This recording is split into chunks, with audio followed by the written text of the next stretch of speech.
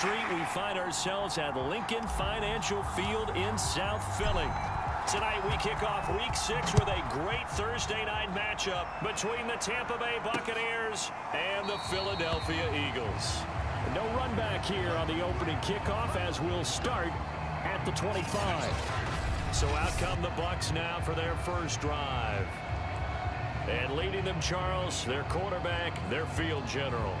His game last week reminded me of the old song, accentuate the positive. That's about all he did, right? Yeah. 3 touchdown passes, over 300 yards in the air. Receivers happy. And they got the win. Got the win. If you're a running back that likes to catch passes, they're happy as well. Big-time game. On 1st and 10, Warner.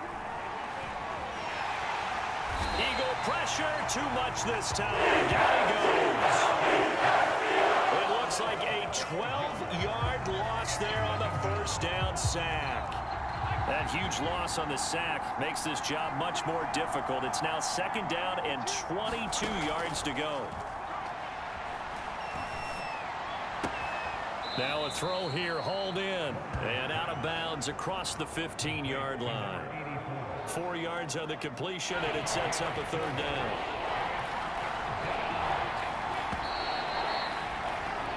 No score after 1 on EA Sports. I don't think this is the script they had in mind for their opening drive. This is 3rd and long.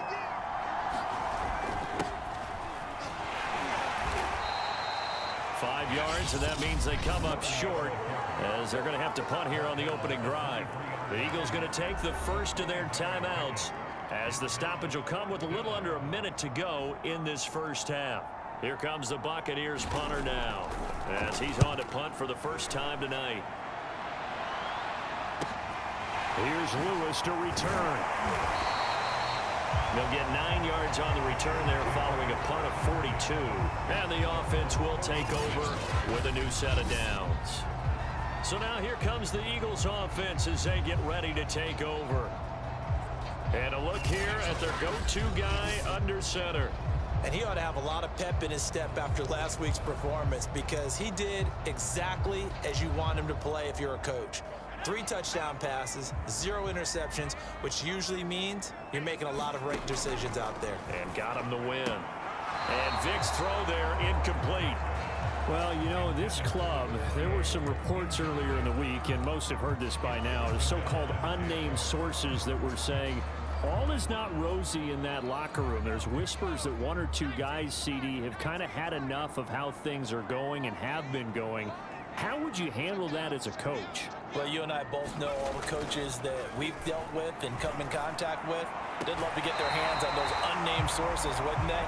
But they know that that's not possible, so I think they've got to go in there and make sure that this isn't a distraction. They also know that once the grumbling starts, it becomes a slippery slope, and it's hard to stop the fall. But I think you need to sit some guys down and say, hey, look. Oh, he cannot get away. Down goes Vic. The Eagles hustling to the line, clock rolling. Another try after the first down sack. Vic dancing to his left. And he's got Shockey. And he takes this just a few yards shy of the red zone before going out. We talk about mobility on quarterbacks all the time. Here's where it really pays off. Able to move, evade, and is accurate throwing on the run and picking up a first down. Vic operating on first down. Oh, and this ball's tipped and intercepted. Picked off inside the 10. And his guys have got it back at the closing stages of the first half. Well, there definitely was some juice on that pass. And while tight ends don't always have the same reputation for hands as wide receivers do, in this case, that ball was expected to be caught. So plenty of... So he comes out of nowhere. He's got this handlebar mustache, greasy hair. And he says, would you rather eat a jar of mayonnaise or 3 sticks of butter? And I look... Well, all right, never mind. 3rd quarter action now.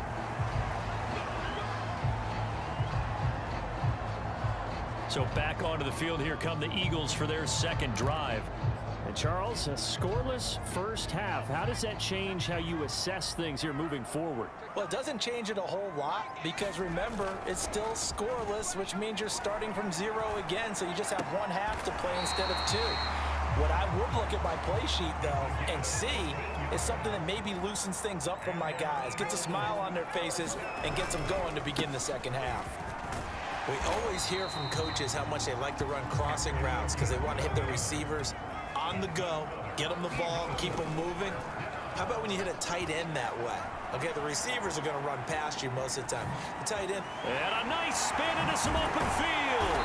And he'll go down, but not before getting this inside the 30. Now the defense going to use the first of their timeouts. That'll leave them with 2 remaining. We'll be back after this.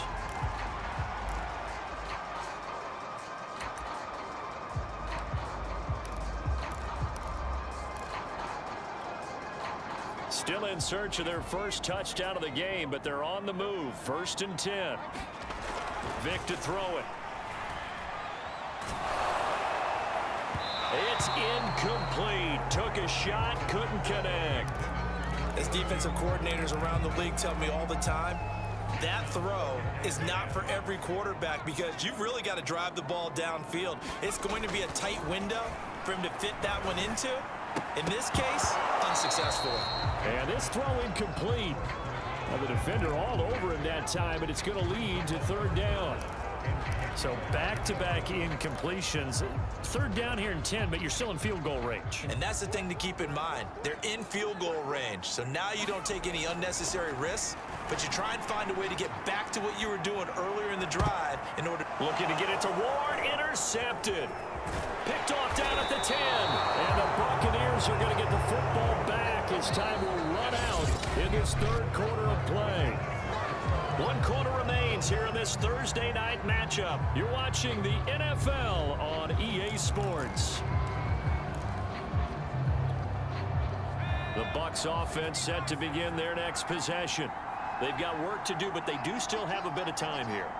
And they've got to feel comfortable with that, but they have all their play sequences called. If they get out of bounds, that allows them to huddle and call another play, but if they don't, it's hurry up to the line of scrimmage and either spike it and stop the clock or continue to move it downfield in order to try and get in range and win this game. See if they can do just that.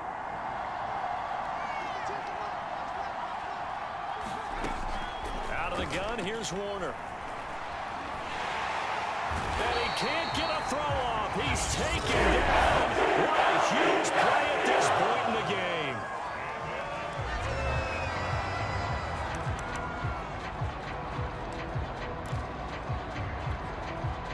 And some secondary help here for the defense in the nickel on 3rd and long.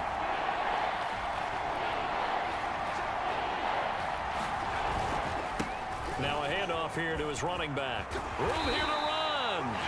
And he's able to take this one up to the 35-yard line.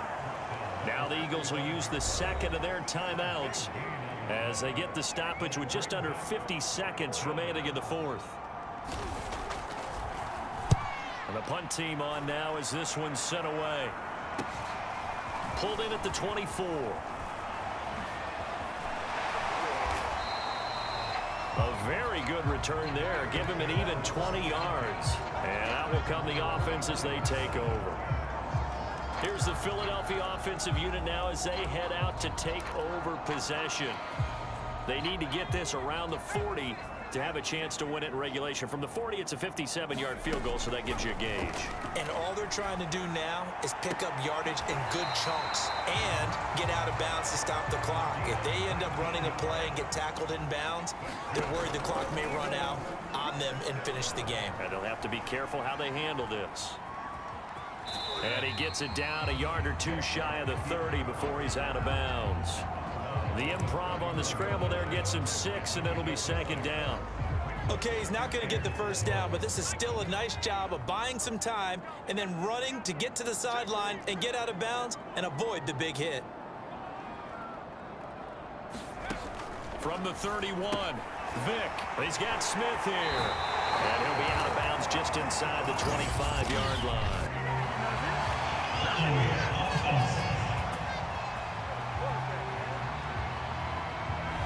usually see those guys out wide get called for holding on running plays. Here, passing play. Yeah, sometimes when you get this quick screen, bubble screen, anything where they're having to block for their fellow receiver, usually at the point of attack, and this time he got caught. And now it all rests on the right foot of their kicker. This will be from 53 for the win.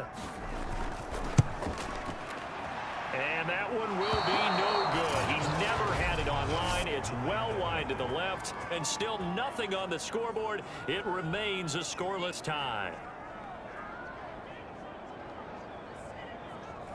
So an empty possession there. What do you think went wrong, Charles? Well, it looked like maybe the plant leg might have given way just a little. And when that happens, guys have a tendency to pull through the ball to compensate.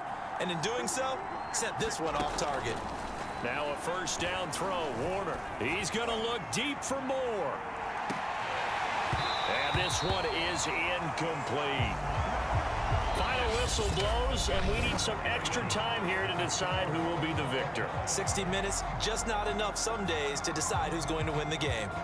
And here in overtime, if the team that receives the ball scores a touchdown, it's over. If they don't, we can still have some more football. That's exactly right. If they go down and kick a field goal, the other team gets a possession to either match it or score a touchdown to win the ball game. If both teams kick field goals, the next team to score wins. But if the receiving team throws a pick six or fumbles the ball and it gets picked up by the defense and they score, the game is over at that point. Nothing between these two teams for 4 quarters. Here we go to begin overtime. And they will play it safe here and bring this one out to the 25. Here comes the Tampa Bay offense now heading back out onto the field. Set for their first drive here in overtime, and this is where the crowd can really become a factor. They've had to battle it all day, but I know what you're saying. In overtime, that gets doubled, doesn't it? At least, because now the crowd really wants to be involved and help their team, and that first drive can dictate the whole thing because they know if this team takes it downfield and scores a touchdown, it's game over. It's been loud in here so far. Now a first throw here in overtime. And that is incomplete. A lot of force bearing down on him there. He could not hang on. It's third down. An incomplete pass on that last play, and that means they'll need to come up with something here on third down. Now Warner. And he's going to have the hook up to Gage. And a good job defensively. They stopped him short of the first at the 32. Here comes the Buccaneers punter now. On for a very important punt here in overtime.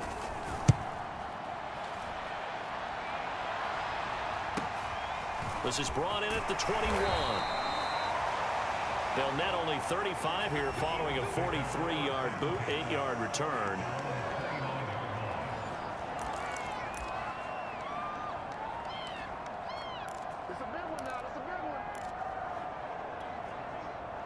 The Eagles offense set to begin their next drive. Their defense did its job, got the stop. All they need is 3, and this is over. Couldn't have done much else other than score themselves and end it. But they turned it back over to them, and now all they need is a field goal to win the game. An excellent job by the defense. Can the offense finish things off? Now part 1 is done, now part 2. Once that ball was popped in the air, you could almost hear the silence, the collective breath being held here in the stadium. Let's be honest about it. We both came out of our chairs, didn't we? All right, anytime you see the ball in the air like that, there is that collective rise, the crowd holding its breath, and boy, oh boy, the moment of truth as it comes down. Man, that was